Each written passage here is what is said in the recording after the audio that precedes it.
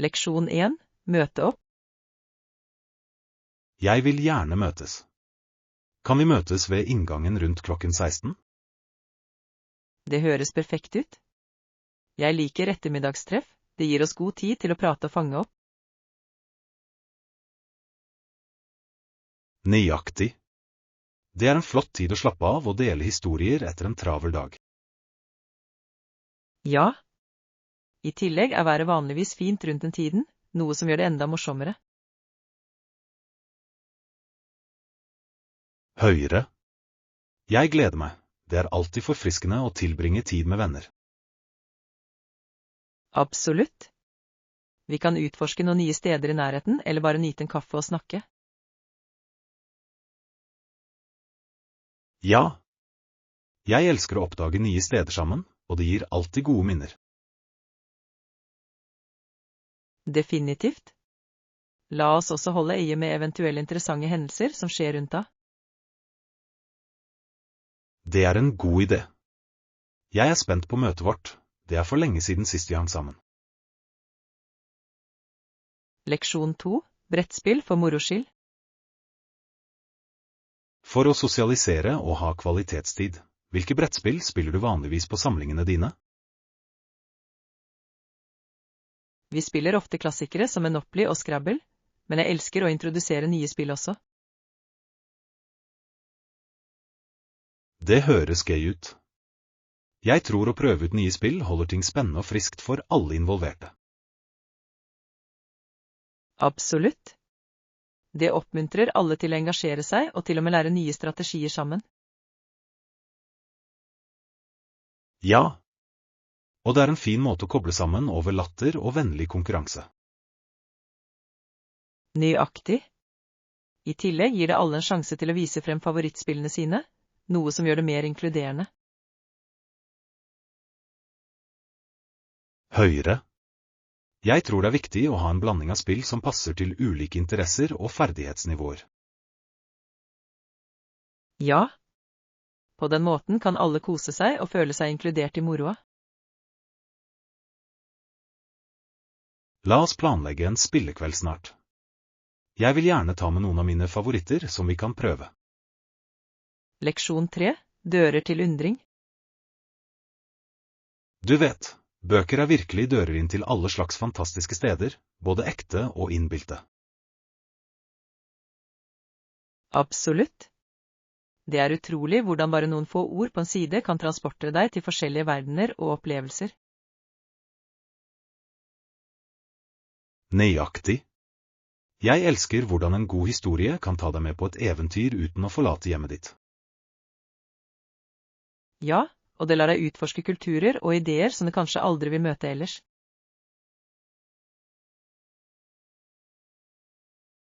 Høyre. Karakterene vi møter i bøker føles ofte som venner, og reisene deres kan lære oss så mye. Definitivt. Det er fascinerende hvordan fiksjon kan speile virkeligheten, hjelpe oss å forstå våre egne liv bedre. Og det fine med det er at alle tolker historier forskjellig, og skaper unike forbindelser med materialet. Ja. Det er som en felles opplevelse som kan vekke diskusjoner og utdype vennskap. Jeg kan ikke være mer enig. Bøker har virkelig kraften til å bringe mennesker sammen gjennom delte historier. Leksjon 4. Amatørånd i sport. Tross alt var samarbeidet innen idrett en ren amatør i hjertet, mens dagens kommersielt orienterte OL virker så annerledes. Ja, det er interessant hvordan essensen av konkurranse har endret seg gjennom årene, og fokuserer mer på kommersialisering. Nøyaktig. Den opprinnelige ånden handlet om lidenskap og kjærlighet i sporten, i stedet for bare å vinne medaljer og påtegninger. Høyre. Det er en sterk kontrast til hvordan idrettsutøvere nå blir sett på mer som merkevarer enn enkeltpersoner.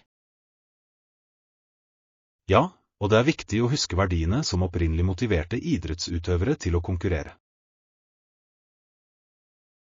Absolutt. Amatørånden legemliggjorde kameratskap, samhold og gleden ved å delta.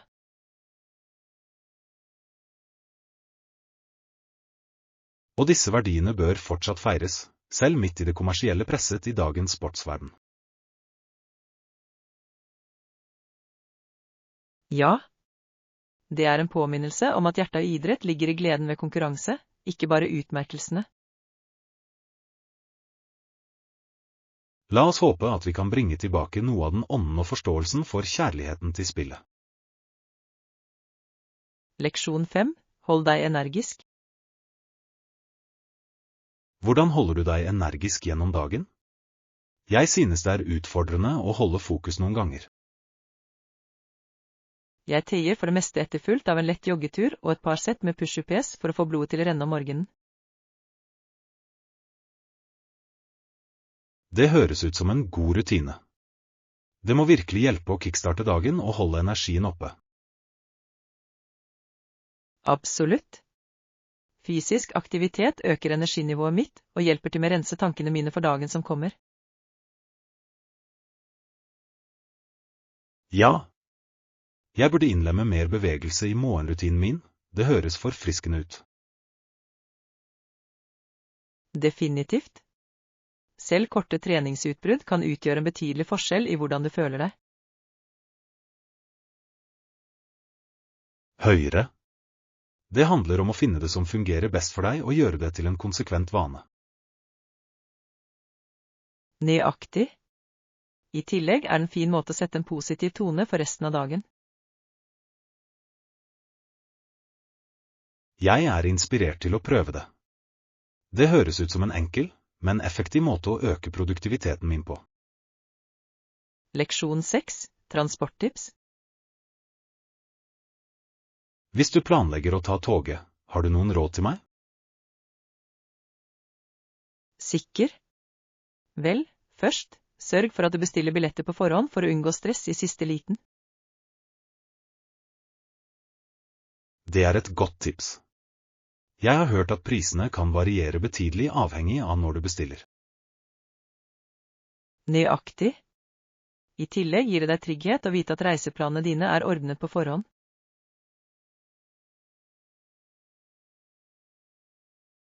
Høyere. Og hva med å komme til jernbanestasjonen? Noen anbefalinger? Sørg for å dra tidlig, bare i tilfelle uventede forsinkelser. Det er bedre å være tidlig enn å forhaste seg. Det gir mening. Jeg vil definitivt ha det i bakhodet for å unngå panikk i siste øyeblikk. Ja. Og når du først er på toget, nyt naturen, det kan være ganske avslappende. Absolutt. Jeg elsker å se landskapet endre seg mens du reiser, det er en del av reisen. Leksjon 7. Samhandling med lokalbefolkningen. Å reise lar deg samhandle med lokalbefolkningen, som jeg tror er en av de beste delene av opplevelsen. Absolutt. Disse interaksjonene kan gi så rik innsikt i kulturen og livsstilen til et sted.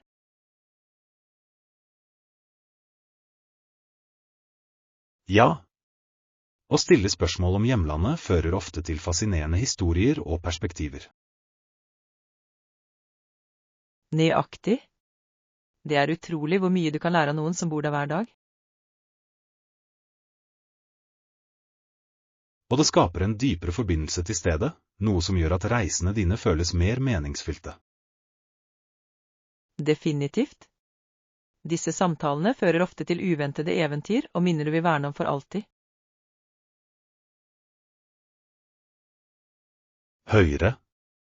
I tillegg kan lokalbefolkningen anbefale skjulte perler som du kanskje ikke finner i godbøker. Ja. Jeg elsker å oppdage autentiske restauranter eller attraksjoner som bare lokalbefolkningen vet om. Jeg kan ikke vente på vår neste tur. La oss gjøre det til et poeng å engasjere seg med lokalbefolkningen og lære av dem. Leksjon 8. Bruk av essensielle oljer. Ikke ennå. Hvordan fungerer det? Jeg hørte at det innebærer bruk av essensielle oljer for å forbedre velvære. Ja, Det er fascinerende. Eteriske oljer kan brukes på forskjellige måter, for eksempel aromaterapi, massasje eller til og med i hudpleie. Nøyaktig. Jeg er nysgjerrig på hvordan ulike oljer kan påvirke humør og helse. Det er fantastisk. For eksempel er lavendel kjent for sine beroligende egenskaper, mens sitrusoljer kan øke energi og positivitet. Det høres spennende ut. Jeg vil gjerne lære mer om de forskjellige oljene og deres fordeler. Absolutt. Det er så mange ressurser tilgjengelig for å hjelpe deg å forstå hvordan du bruker dem effektivt. Ja. Jeg tror at det å inkludere essensielle oljer i rutinen min kan forbedre mitt generelle velvære. Definitivt. Det er en naturlig måte å støtte kropp og sinn på, og det kan være morsom utforskning. Jeg er spent på å starte denne reisen inn i en verden av essensielle oljer. Leksjon 9. Lære grunnleggende frasjer. Ikke bekymre deg. Å begynne å lære grunnleggende frasjer og øve daglig kan gjøre en betydelig forskjell i språkkunnskapene dine. Ja, jeg er helt enig. Konsistens er nøkkelen, og selv små daglige praksiser kan føre til betydelig fremgang over tid.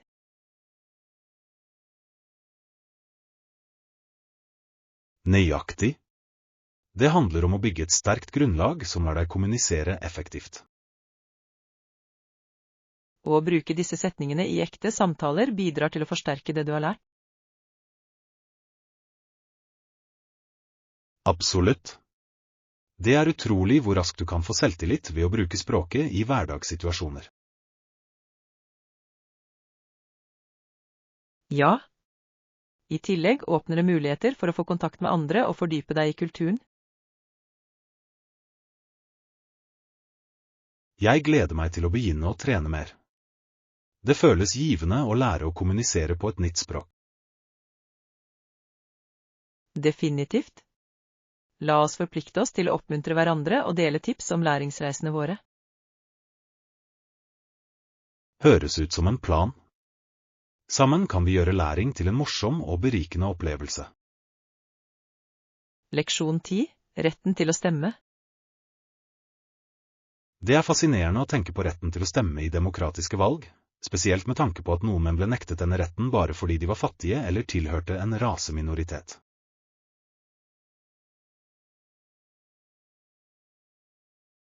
Ja, det er en betydelig del av historien som fremhever kampene for likhet og representasjon. Det er sjokkerende hvordan tilgangen til en så grunnleggende rettighet ble begrenset.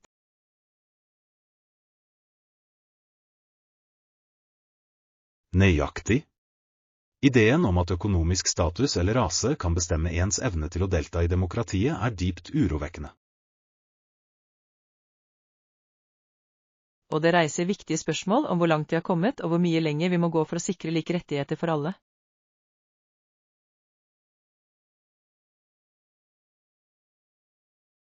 Absolutt. Det er viktig å huske at kampen for stemmerett pågår og krever konstant årvåkenhet. Ja. Mange mennesker møter fortsatt barrierer i dag, og det er vårt ansvar å ta til orde for de som er marginalisert. Høyere. Utdanning og bevissthet om disse problemene kan gi flere mennesker mulighet til å stå opp for rettighetene sine. Definitivt. Når individer forstår sine rettigheter, er det mer sannsynlig at de krever endring og deltar i den demokratiske prosessen. Det er en kraftig påminnelse om at demokratiet trives når alle har en stemme og en mulighet til å bli hørt. Leksjon 11. Studietips. Jeg har lett etter måter å forbedre studievanene mine på. Noen tips du kan dele? Det høres nyttig ut. Jeg skal prøve det. En viktig strategi er å ta pauser under studieøktene. Ja, det gir mening. Det er lett å bli overveldet hvis du studerer for lenge uten pause. Nøyaktig. Korte pauser kan hjelpe deg med å friske opp sinnet ditt og forbedre fokuset når du kommer tilbake til å studere. Jeg burde definitivt innlemme det i rutinen min. Det høres ut som en smart tilnærming. Ja. Du vil oppdage at du beholder informasjon bedre når det gir hjernen din en sjanse til å hvile. Høyre. Er det spesifikke aktiviteter du gjør i pausene? Jeg liker å strekke meg eller ta en rask spasertur. Det hjelper meg å rydde tankene og gi meg energi til neste økt.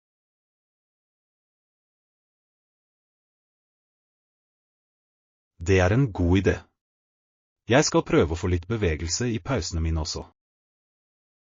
Leksjon 12. Transporttilgjengelighet.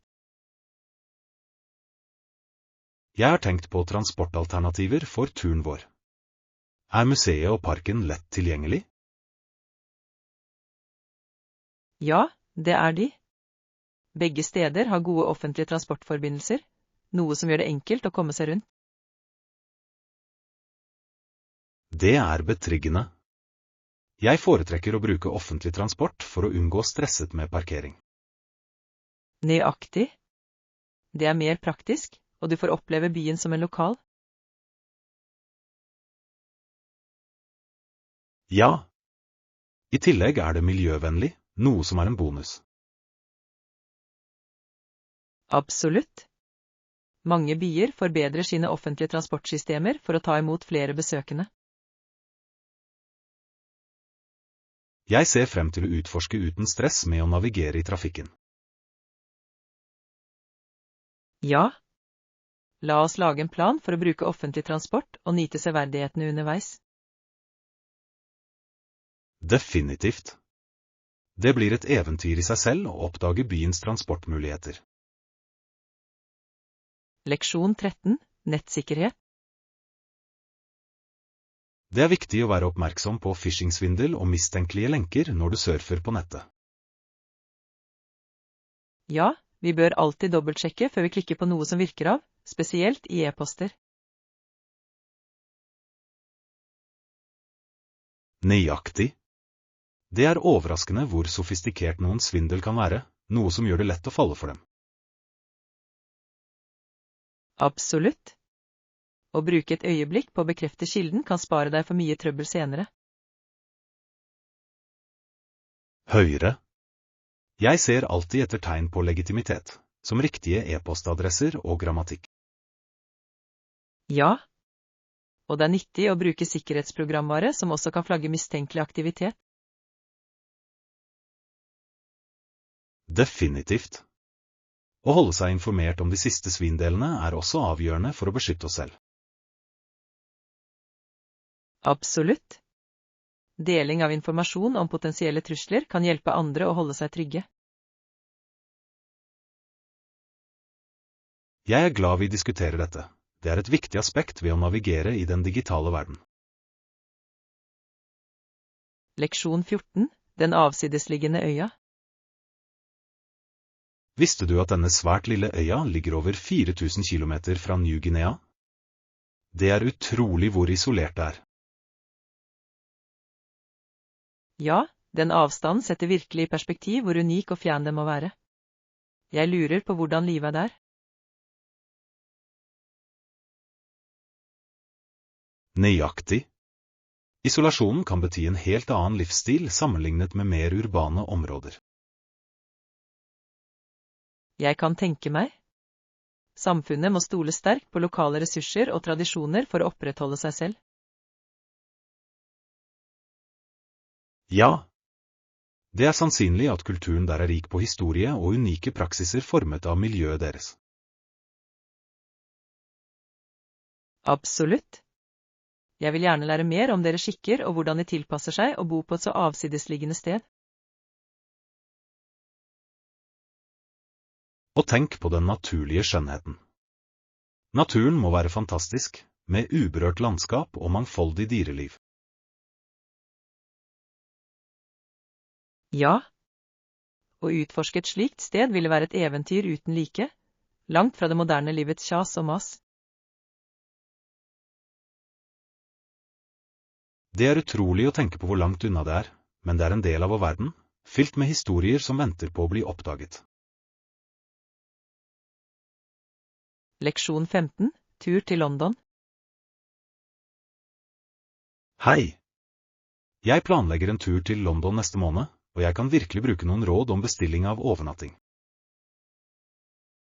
Det høres spennende ut. London har så mye å tilby. Leter du etter hotell, eller kanskje noe mer unikt som en Airbnb? Jeg tror en Airbnb kan være et godt alternativ. Det ville tillatt meg å oppleve byen som en lokal.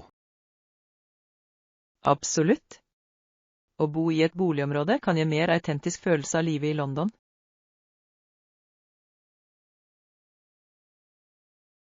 Ja.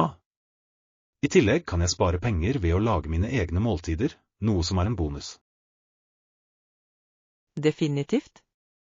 Bare sørg for å sjekke anmeldelsene for å sikre at det er et bra sted. Godt poeng. Jeg vil også se etter steder som er i nærheten av offentlig transport. Det er viktig. Å være i nærheten av T-banen kan gjøre det mye enklere å komme seg rundt. Jeg kan ikke vente. Takk for tipsene. De vil hjelpe meg å få mest mulig ut av turen. Leksjon 16. Titanics tragiske historie. Tilbake i 1912 knuste Titanic inn i et isfjell og drepte hundrevis av mennesker. Det er en så tragisk hendelse i historien. Ja, det er hjerteskjærende å tenke på livene som gikk tapt under den katastrofen. Historiene rundt den er både fascinerende og sørgelige. Nøyaktig. Titanic ble sett på som et usinkbart skip, noe som gjør tragedien enda mer gripende. Absolutt. Det er en sterk påminnelse om menneskelig hybris og de uventede naturkreftene. Og etterspillet førte til betydelige endringer i sjøsikkerhetsforskriften, som var en nødvendig reaksjon. Ja. Den fremhevet viktigheten av sikkerhetstiltak og behovet for bedre nødprotokoller.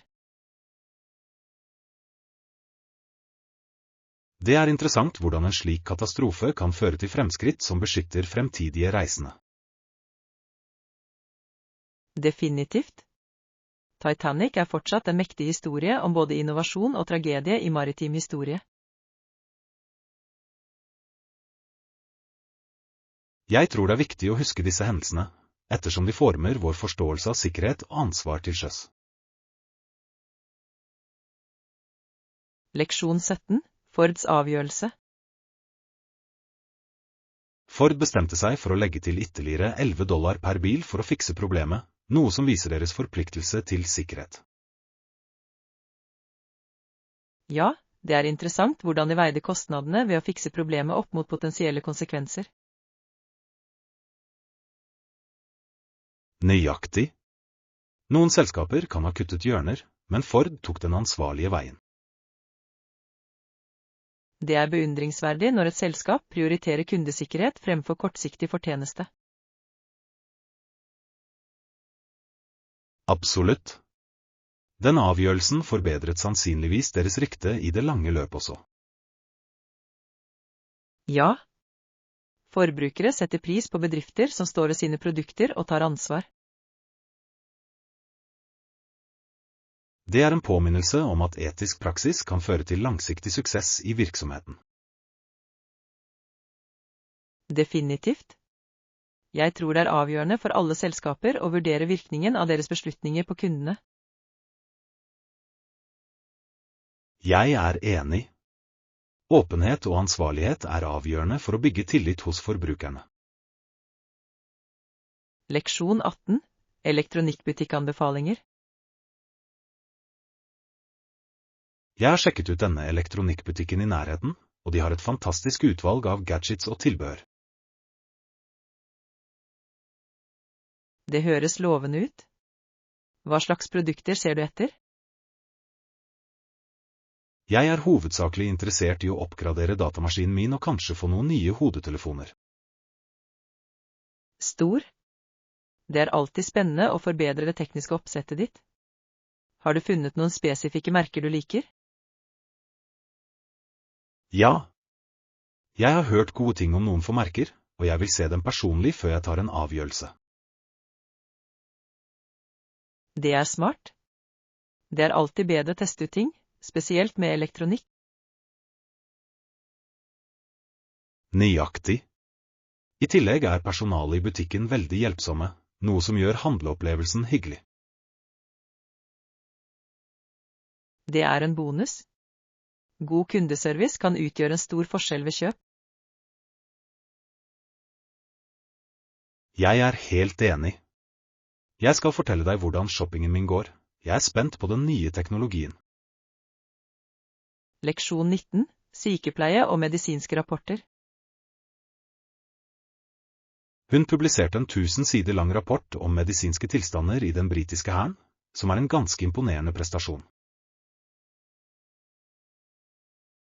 Ja, det er bemerkelsesverdig. Det viser hennes dedikasjon til å forbedre helsevesenet for soldater i løpet av den tiden.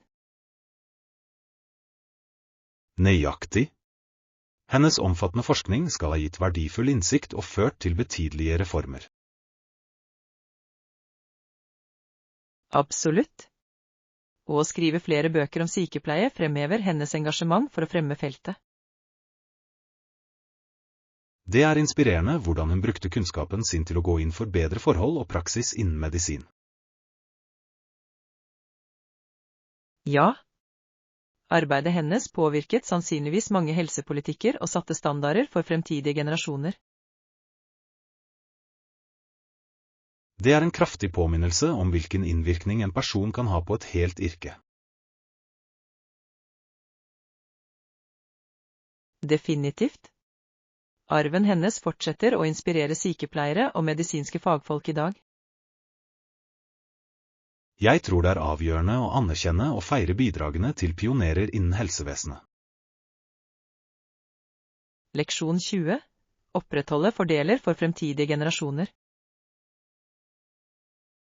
Deres barnebarn vet at vi har gjort de nødvendige reformene for å opprettholde disse fordelene for deres tid, noe som er så viktig. Ja, det er avgjørende å sikre at fremtidige generasjoner kan nyte fordelene vi har jobbet hardt for å etablere.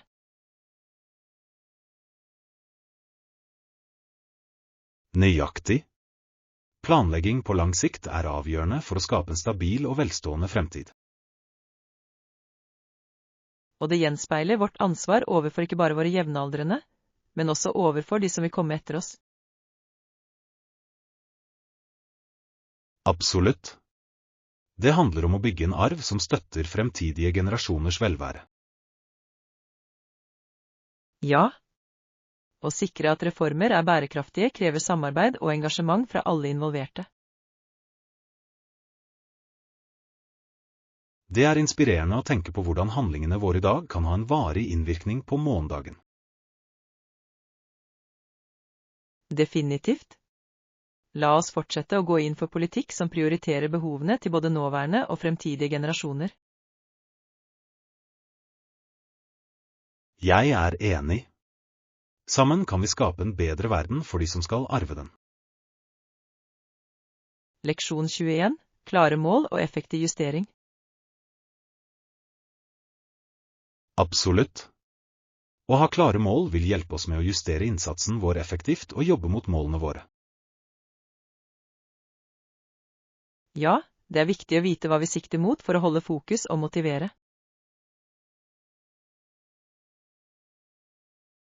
Nøyaktig. Når målene våre er veldefinerte, blir det lettere å spore fremgangen vår og gjøre nødvendige justeringer.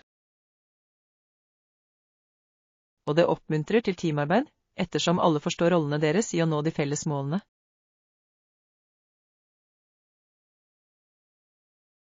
Høyre. Det skaper en følelse av hensikt og retning som kan drive oss fremover. Absolutt. Dessuten holder å feire milepæler underveis moralen høy og skaper en positiv atmosfære.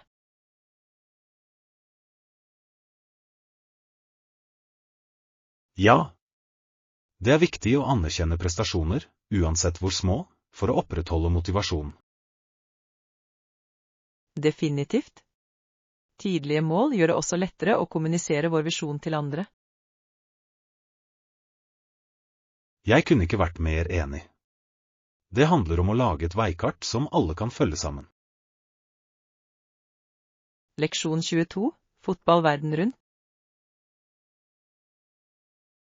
Gressområdet for barn er perfekt for å spille fotball, som er den sporten som spilles mest i de fleste deler av verden.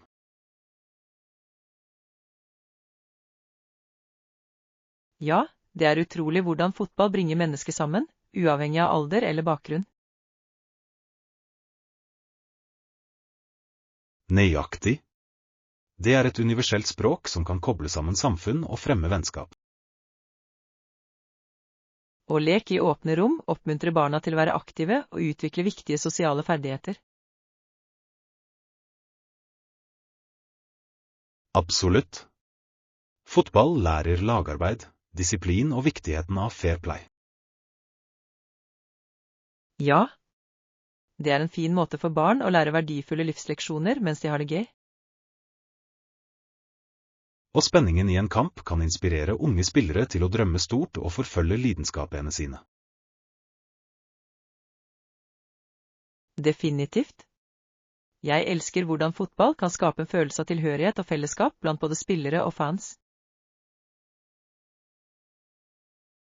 Det er en vakker sport som overskrider grenser og kulturer, noe som gjør den virkelig spesiell. Leksjon 23. Sunn frokostvalg. Ingen bekymringer. Enhver middels stek vil gjøre det, og når det gjelder frokostblandinger, vil ethvert sunt alternativ være greit. Det høres bra ut. Å starte dagen med næringsrik frokost setter en positiv tone for alt som følger. Nøyaktig. Jeg tror det er viktig å gi energi til kroppen vår med de riktige næringsstoffene om morgenen. Absolutt. En balansert frokost kan øke energinivået og forbedre fokus gjennom dagen. Og det er flott å ha alternativer som er både velsmakende og sunne, noe som gjør det lettere å holde seg til gode vaner. Ja. Jeg elsker å utforske forskjellige frokostblandinger som har mye fiber og lite sukker. Samme her. Det er utrolig hvor mange deilige alternativer som kan gjøre oss fornøyde. Definitivt. Og en god kopp kaffe eller te kan komplettere frokosten perfekt. Ja. Det handler om å finne den perfekte balansen for å starte dagen riktig. Leksjon 24. Bransjestandarder for jobbforskning. Når du forbereder deg på jobbsøking, har du tenkt på å undersøke industristandarder? Ja, å forstå normene på ditt fagfelt er avgjørende for å vite hva du kan forvente av lønn og goder.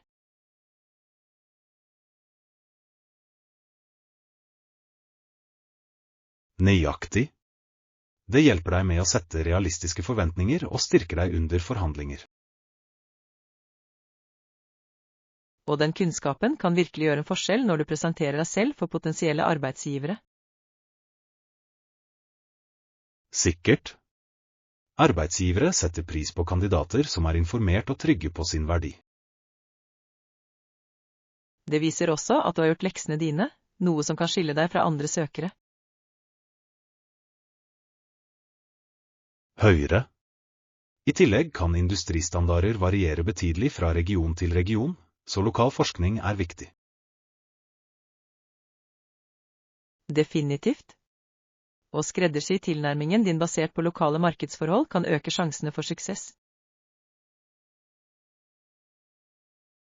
Og i dette konkurranseutsatte arbeidsmarkedet teller alle fordeler når det gjelder å sikre en posisjon. Leksjon 25. Planlegge en tur. Hei! Jeg planlegger en tur til London neste måned, og jeg kunne virkelig brukt noen råd om bestilling av overnatting. Det høres spennende ut. London har så mye å tilby. Leter du etter hotell eller noe mer unikt som en Airbnb? Jeg tror en Airbnb kan være et flott alternativ, siden det ville tillate meg å oppleve byen som en lokal. Absolutt. Å bo i et boligområde kan gi mer autentisk følelse av livet i London. Ja. I tillegg kan jeg spare penger ved å lage mine egne måltider, noe som er en bonus. Definitivt. Bare sørg for å sjekke anmeldelsene for å sikre at det er et bra sted. Godt poeng. Jeg vil også se etter steder som er i nærheten av offentlig transport. Det er viktig. Å være i nærheten av T-banen kan gjøre det mye enklere å komme seg rundt. Jeg kan ikke vente. Takk for tipsene.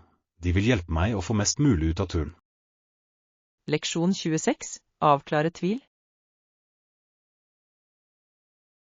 Jeg vil gjerne diskutere et par ting. Jeg er litt uklar med noen av detaljene vi snakket om tidligere.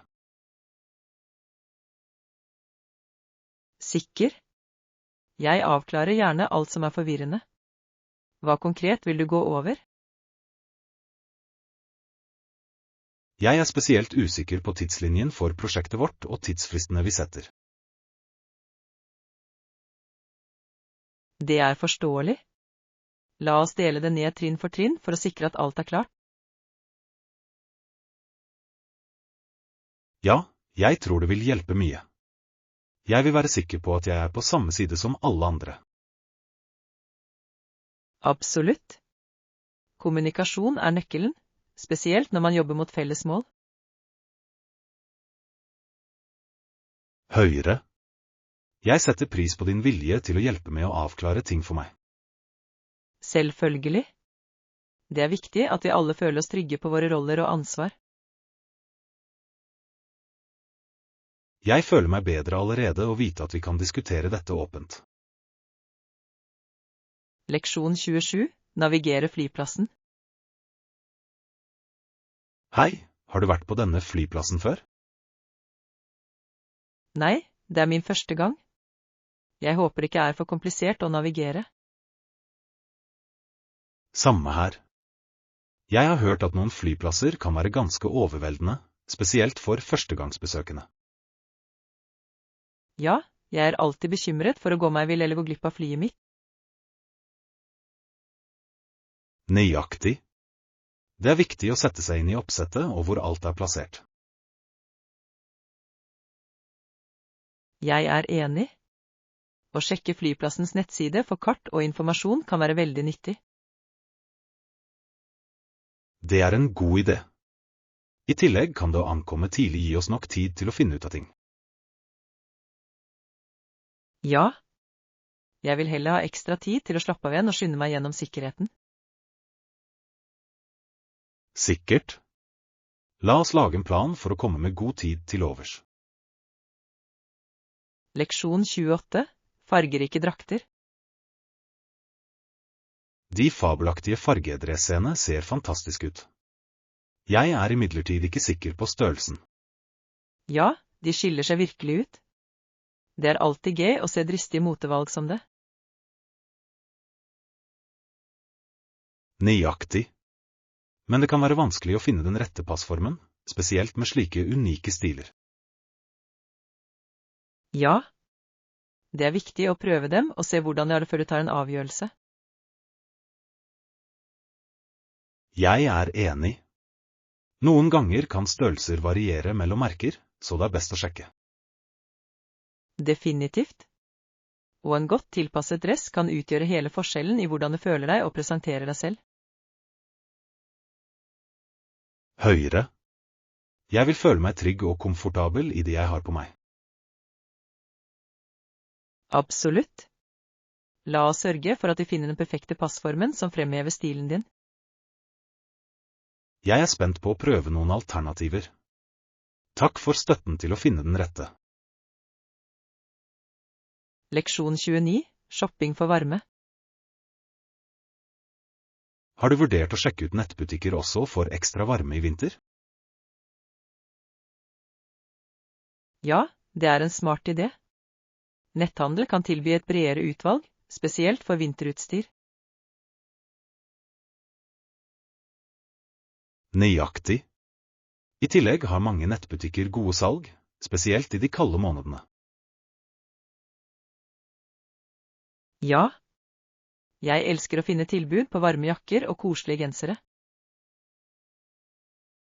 Og det praktiske med å handle hjemmefra er en stor bonus. Absolutt. Det sparer tid og lar deg sammenligne priser enkelt. Høyere. Jeg skal definitivt sjekke på nettet før jeg drar ut i butikkene. Det er en god plan. La oss holde hverandre oppdatert på alle flotte funn vi kommer over. Sikkert. Jeg gleder meg til å holde meg varm denne vinteren uten å tære på. Leksjon 30. Sunne valg. Jeg har tenkt på å inkludere flere måltider med mye frukt og grønnsaker i kostholdet mitt. Det høres flott ut. Jeg burde gjøre det samme. Jeg elsker hurtigmat, men jeg vet at jeg trenger sunnere alternativer. Ja. Å balansere hurtigmat med næringsrike måltider er nøkkelen til å opprettholde god helse. Absolutt. Frisk frukt og grønnsaker gir viktige vitaminer og mineraler som kroppen vår trenger. Nøyaktig. Jeg tror å tilberede måltidet hjemme kan hjelpe oss å ta bedre valg. Ja. Det er en morsom måte å eksperimentere med forskjellige ingredienser og smaker. Jeg er spent på å prøve ut nye oppskrifter som inkluderer en rekke produkter. Jeg også. La oss dele våre sunne favorittoppskrifter og ideer for å holde hverandre motiverte. Det er en fantastisk idé. Sammen kan vi gjøre sunt kosthold hyggelig og deilig. Leksjon 31. Overvinne klønete. Noen ganger tror jeg at hun tror at jeg ikke elsker henne på grunn av min klønete natur. Jeg kan forstå hvordan det kan være frustrerende for henne. Det er ikke lett når ulykker skjer. Nøyaktig. Jeg mener ikke gjøre disse tingene, jeg er bare en klønete person i hjertet. Ja, og det er viktig å kommunisere det til henne slik at hun forstår intensjonene dine. Høyere. Jeg vil at hun skal vite at hjertet mitt er på rett sted, selv om handlingene mine ikke alltid gjenspeiler det. Absolutt.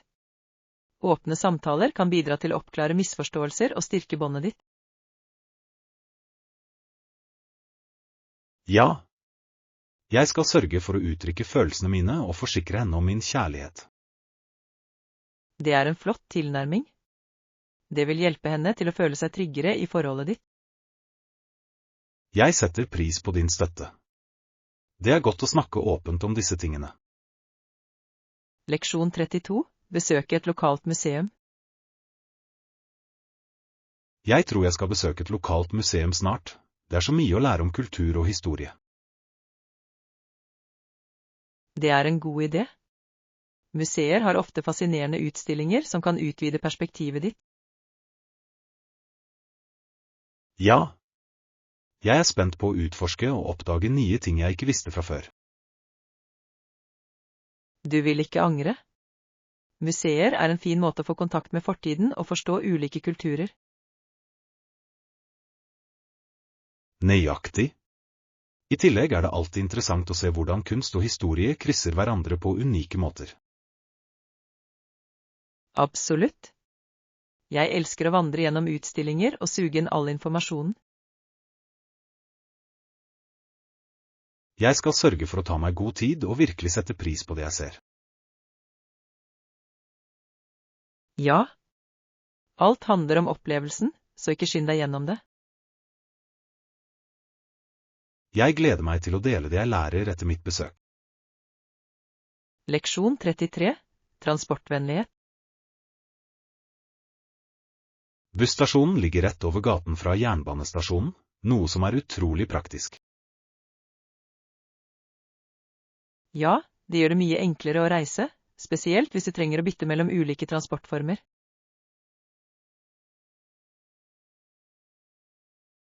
Nøyaktig. Det er en lettelse å slippe å gå langt eller bekymre deg for manglende forbindelser. I tillegg sparer det tid og energi, slik at du I stedet kan fokusere på reisen. Høyre. Jeg elsker når byer designer sine transportsystemer for effektivitet og brukervennlighet. Absolutt. Det gjør det mye morsommere å reise når alt tilgjengelig. Jeg glad for å vite at vi ikke trenger å håndtere kompliserte overføringer under turen. Ja. Alt handler om å gjøre opplevelsen jevn og stressfri. Jeg spent på å se hvor godt alt henger sammen. Det vil gjøre eventyret vårt enda bedre. Leksjon 34. Utforske Italia og Spania. Jeg vurderer en reise til et spesifikt land, og akkurat nå jeg dratt mellom Italia og Spania siden begge har så rik kultur og historie.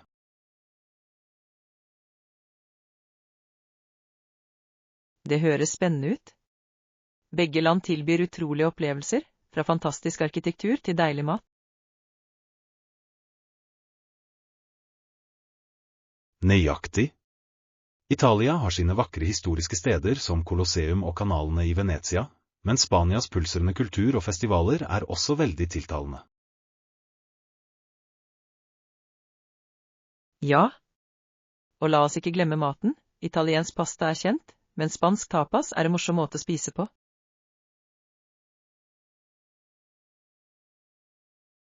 Absolutt. Jeg elsker hvordan mat kan være en så integrert del av reiseopplevelsen, slik at du kan få kontakt med den lokale kulturen. Definitivt. Dessuten kunst- og musikkscenene I begge land så levende, med utallige museer og liveopptredener å nyte.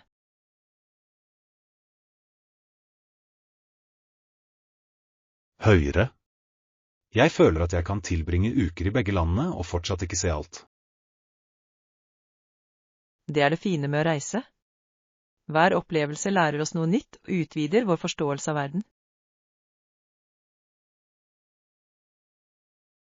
Jeg lener meg mot Italia for historien, men Spanias livlige atmosfære kaller stadig på meg. Leksjon 35. Bestillingsråd. Hei!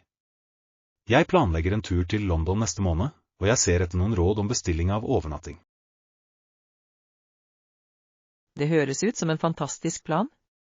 London har så mange alternativer, fra luksushoteller til koselige vandrehjem. Ja, jeg vurderer hva som passer budsjettet mitt og hvilket område som passer best for sightseeing. Det en smart tilnærming. Å bo I sentrale områder som Covent Garden eller Soho kan spare deg for tid og transportkostnader. Nøyaktig. Jeg vil også sikre at jeg nær offentlig transport får enkel tilgang til alle attraksjonene. Ja, det viktig å være nærheten av T-banen. Det gjør det mye mer praktisk å komme seg rundt I byen. Jeg skal også sjekke anmeldelser for å finne et sted med god kundeservice, som virkelig kan gjøre en forskjell. Absolutt. God service kan forbedre hele opplevelsen og gjøre oppholdet ditt mer behagelig. Jeg setter pris på tipsene dine. Jeg skal begynne å se på disse områdene og se hva jeg kan finne. Leksjon 36. Daglig rutine. Egentlig ikke. Bare jobb og så kanskje trening etterpå. Det holder meg opptatt. Jeg skjønner. Det viktig å ha en balanse mellom jobb og fritid. Definitivt. Treningsstudioet hjelper meg å slappe av etter en lang dag, noe som gjør det lettere å holde fokus på jobben. Det en flott tilnærming. Fysisk aktivitet kan virkelig øke humøret og produktiviteten. Ja. Jeg liker også å prøve nye treningsøkter, noe som holder ting interessant og motiverer meg til å gå. Absolutt. Å blande det kan forhindre kjedsomhet og hjelpe deg å oppdage hva du virkelig liker. Nøyaktig. Apropos det, så må jeg også handle litt mat i helgen. Det er en god idé. Å ha sunne måltider tilberedt gjør det lettere å holde seg på sporet med treningsmålene dine. Ja. Jeg liker å planlegge måltidene mine for uken for å sikre at jeg har alt jeg trenger. Leksjon 37. Karrierevalg. Jeg vurderer en karriere innen enten tech eller FMCG. Begge feltene virker lovende. Det er gode valg. Teknologibransjen er i stadig utvikling, og det er så mange muligheter. Nøyaktig. Men jeg synes også den raskt bevegelige forbrukervaresektoren er fascinerende med sitt dynamiske marked. Ja. FMCG-selskaper har ofte en direkte innvirkning på forbrukerne, noe som kan være veldig givende. Jeg er enig. Jeg er nysgjerrig på hvilke aspekter ved hver bransje du finner mest tiltalende. Vel, jeg elsker hvordan teknologi kan innovere og endre liv, mens FMCG fokuserer mer på å forstå forbrukeratferd. Det er et godt poeng. Å forstå forbrukernes behov er avgjørende for suksess i FMCG. Ja. Og innen teknologi spiller problemløsning og kreativitet en stor rolle i utviklingen av nye produkter. Det er en tøff avgjørelse, men jeg tror jeg vil utforske begge områdene nærmere før jeg tar et valg. Leksjon 38. Generasjonsforskjeller. Det er interessant å tenke på hvordan han har det bedre enn bestefaren, som levde på begynnelsen av 1800-tallet. Ja, det fremhever virkelig forskjellene i livsstil og muligheter på tvers av generasjoner. Nøyaktig. Hans tippoldefar var bonde, noe som innebar et liv fylt med hardt arbeid og begrensede ressurser. Absolutt. Jordbruket på den tiden var utrolig utfordrende, og mange familier slet med å få endene til å møtes. Høyre. Det er fascinerende hvordan fremskritt innen teknologi og samfunn har forandret vår livsstil i dag. Ja. Tilgang til utdanning og helsetjenester har forbedret seg betydelig, noe som åpner for flere muligheter. Jeg tror det er viktig å sette pris på hvor langt vi har kommet, samtidig som jeg anerkjenner det harde arbeidet til de som kom før oss. Definitivt. Deres ofre la grunnlaget for komforten og frihetene vi nyter i dag. Jeg er enig. Å reflektere over fortiden kan inspirere oss til å fortsette å streve etter fremgang i våre egne liv. Leksjon 39. Fargepreferanser. Er du åpen for forskjellige farger til antrekket ditt, eller har du allerede en i tankene? Jeg er definitivt åpen for forskjellige farger. Jeg synes det er gøy å eksperimentere med ulike nyanser og stiler. Det er flott. Farger kan uttrykke så mye om våre personligheter og humør. Absolutt. Jeg elsker hvordan visse farger kan få meg til å føle meg mer selvsikker eller munter. Nøyaktig. Det er fascinerende hvordan våre valg i farger kan gjenspeile våre følelser og holdninger. Ja. Jeg har en tendens til å trekke mot livlige farger, men jeg setter også pris på elegansen til nøytrale toner. Det gir mening. En god blanding av begge kan skape en allsidig garderobe som passer til enhver anledning. Definitivt.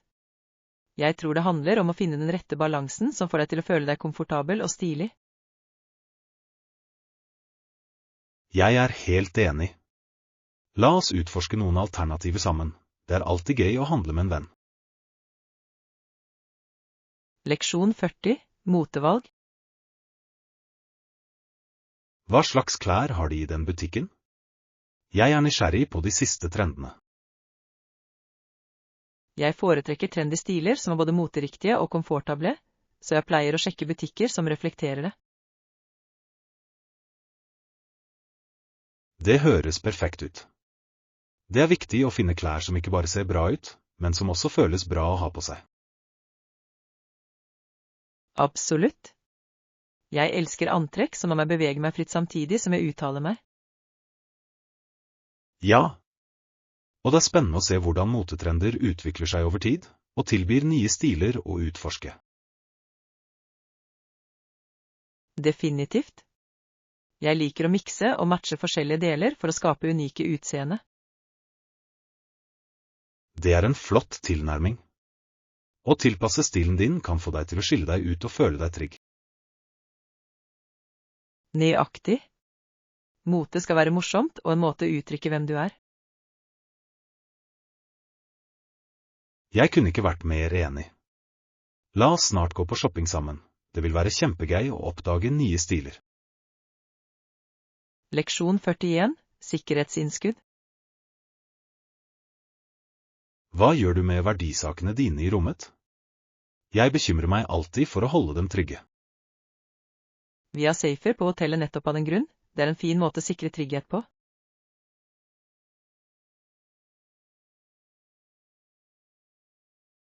Det høres betryggende ut. Å vite at verdisakene dine er sikre kan virkelig forbedre reiseopplevelsen din. Absolutt. Jeg sørger alltid for å bruke bankboksen til viktige ting som pass og ekstra penger. Ja. Det er en smart måte å forhindre potensielt tyveri eller tap mens du er ute og utforsker. Høyere. Og det er så praktisk. Jeg kan nyte turen uten konstant å bekymre meg for eiendelene mine. Jeg vil definitivt huske det for min neste tur. Det er en enkel, men effektiv løsning. Ja. Bare sørg for å få nøkkelen og husk koden. Det er den viktigste delen. Jeg vil. Takk for tipset. Jeg føler meg mer forberedt allerede. Leksjon 42. Ikoniske landemerker. Utsikten her er fantastisk, med fantastiske landskap rundt oss. Jeg er enig, men Frankrike har ikoniske landemerker som også er helt fantastiske. Absolutt. Eiffeltårnet og Louvre er bare to av de mange utrolige stedene å utforske. Ja. Hvert landemerke har sin egen unike historie og historie, noe som gir dybde til skjønnheten. Nøyaktig. Det er utrolig hvordan arkitektur kan reflektere kulturen og ånden til et sted. Definitivt. Jeg elsker å besøke historiske steder og forestille meg livene til de som gikk der før. Ja. Hvert besøk føles som å gå tilbake i tid, og berike vår forståelse av verden. Nøyaktig. Og landskapene i Frankrike, fra vingårder til fjell, er like fengslende. Jeg kan ikke vente med å utforske både landemerkene og den naturlige skjønnheten på min neste tur dit. Leksjon 43. Modellbygging. Jeg synes det er fascinerende å møte noen som setter pris på modellbygging. Det viser mye kreativitet og tålmodighet. Ja, det gjør det virkelig. Modellbygging krever oppmerksomhet på detaljer og en lidenskap for håndverk. Nøyaktig. Det er nesten som å skape en miniatyrverden, som kan være utrolig givende. Absolutt. Jeg elsker ideen om å bringe en visjon ut i livet bit for bit, og det er en så tilfredsstillende hobby. Ja. Kanskje vi kan utveksle bilder av modellene våre hvis vi begge bestemmer oss for å prøve det ut. Det ville vært fantastisk. Å dele fremgangen og teknikkene våre kan inspirere hverandre. Definitivt. Det er alltid morsommere å engasjere seg i en hobby med noen som deler den samme entusiasmen. Nøyaktig. Jeg er spent på å se hva vi skaper og lærer av hverandre underveis. Jeg kan ikke vente. La oss sette en dato for å starte vår modellreise sammen. Leksjon 44. Festsuksess. Det var en hit, alle elsket det på festen. Jeg er så glad for at jeg bestemte meg for å ta med den retten. Det er fantastisk. Det er alltid givende å se at innsatsen din blir verdsatt av andre. Absolutt. Jeg burde definitivt prøve det igjen til vår neste samling. Det var en slik publikumsbehager. Ja. Det er flott å ha en go-to-oppskrift som du vet vil imponere gjestene dine. Nøyaktig. I tillegg liker jeg å lage mat til venner. Det føles som en fantastisk måte å koble seg på. Absolutt. Å dele mat er en så universell måte å bringe mennesker sammen og skape minner. Jeg er helt enig. Jeg skal sørge for å tilberede et større parti neste gang for å sikre at alle får en smak. Det er en god idé. Og kanskje vi kan samarbeide om noen andre retter til neste samling? Ja. Jeg vil gjerne slå meg sammen og lage en fantastisk spredning som alle vil fantasere om. Leksjon 45. Høye vurderinger. Jeg hørte at denne restauranten har en høy vurdering. Folk ser ut til å elske det. Ja, det er godt å høre. Anmeldelser kan virkelig bidra til å begrense valgene våre når vi spiser ute. Absolutt. Men jeg lurer på, er det innenfor budsjettet vårt? Det er et flott spørsmål. Det er viktig å nyte et godt måltid uten å tømme banken. Nøyaktig. Jeg tror vi bør sjekke menyen deres online først for å se om prisene er rimelige. Ja. På den måten kan vi bestemme om det er verdt det før vi tar turen. Jeg er spent på å prøve nye steder, spesielt hvis de anbefales på det sterkeste. Jeg også. Det er alltid gøy å oppleve forskjellige retter og atmosfærer. La oss sørge for å planlegge fremover slik at vi kan nyte måltidet fullt ut uten overraskelser. Leksjon 46. Forbindelse med kroppen vår. Ja, det er utrolig hvordan fysisk aktivitet hjelper oss å få kontakt med vår egen kropp. Absolutt. Å engasjere oss i bevegelse lar oss stille inn på hvordan vi har det fysisk og følelsesmessig. Høyre. Det er som en påminnelse om hva kroppen vår er i stand til, noe som kan styrke. Nøyaktig. Enten det er yoga, løping eller dans, tilbyr hver aktivitet en unik måte å uttrykke oss på.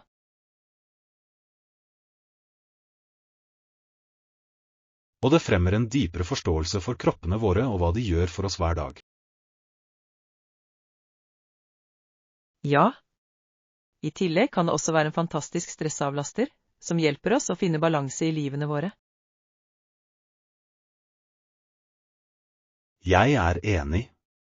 Det er viktig å prioritere den forbindelsen, spesielt i vår hektiske verden. Absolutt. La oss forplikte oss til å finne aktiviteter som hjelper oss å pleie det båndet. Ja. Sammen kan vi utforske forskjellige måter å holde oss aktive og koble til oss selv.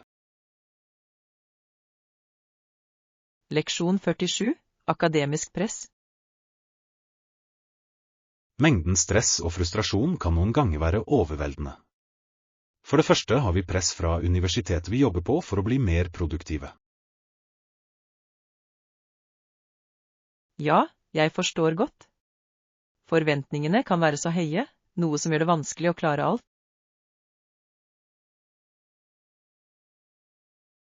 Nøyaktig. Det føles som om vi hele tiden kjemper mot klokken for å møte tidsfrister og mål. Absolutt. Å balansere forskning, undervisning og privatliv kan være en reell utfordring. Høyre. Jeg finner meg selv ofte i tvil om jeg gjør nok, til tross for hardt arbeid. Ja, og det er viktig å huske at du ikke er alene om å føle det slik. Mange kolleger deler de samme kampene.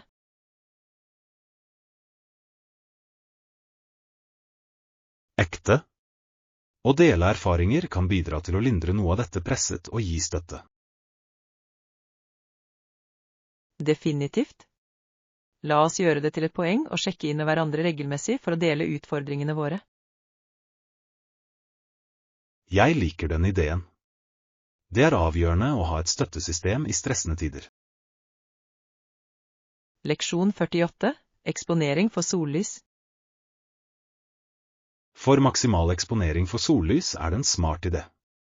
Det kan være så gunstig for humøret og helsen vår. Absolutt.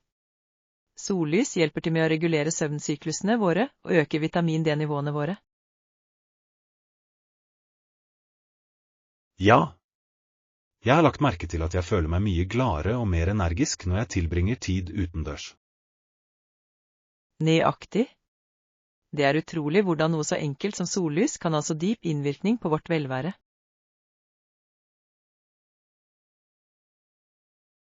Og det gir meg lyst til å prioritere uteaktiviteter oftere, spesielt på solfylte dager. Definitivt. La oss planlegge noen fotturer eller piknik for å nyte sollyset sammen. Jeg elsker den ideen. Å være i naturen mens du nyter solen høres perfekt ut. Ja. Bare ikke glem å bruke solkrem for å beskytte huden vår mens vi nyter solen. Absolutt. Det handler om å finne den balansen mellom å nyte solen og å være trygg. Leksjon 49. Barndomsminner. Jeg husker at jeg hadde en dukke som jeg elsket. Den satt på sengen min på dagtid, og jeg tok den fortsatt på senga om natten. Det er så søtt. Det er utrolig hvor knyttet vi kan bli til barndomslekene våre. Nøyaktig. Jeg ga den dukken mye kjærlighet og oppmerksomhet, og behandlet den som en ekte venn. Ja. Disse lekene blir ofte en kilde til komfort og trygghet i løpet av våre formasjonsår.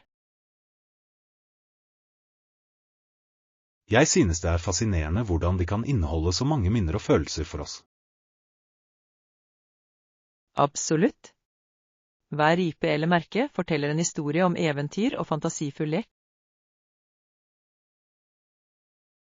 Ja. Det er en påminnelse om barndommens uskyld og kreativitet, som er så verdifull. Definitivt. La oss holde på disse minnene mens vi lager nye i dag. Jeg elsker den ideen. Det er viktig å verne om fortiden vår samtidig som vi ser lyst på fremtiden. Leksjon 50. Prisbeslutninger. Vi foreslår en lavere pris for tjenestene våre, men den er fortsatt høyere enn vi forventet. Ja, det er en interessant situasjon. Det er viktig å være konkurransedyktig samtidig så vi sikrer at vi dekker kostnadene våre. Nøyaktig.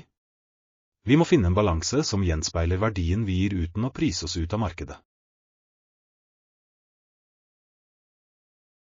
Absolutt. Det handler om å kommunisere denne verdien til kundene våre effektivt.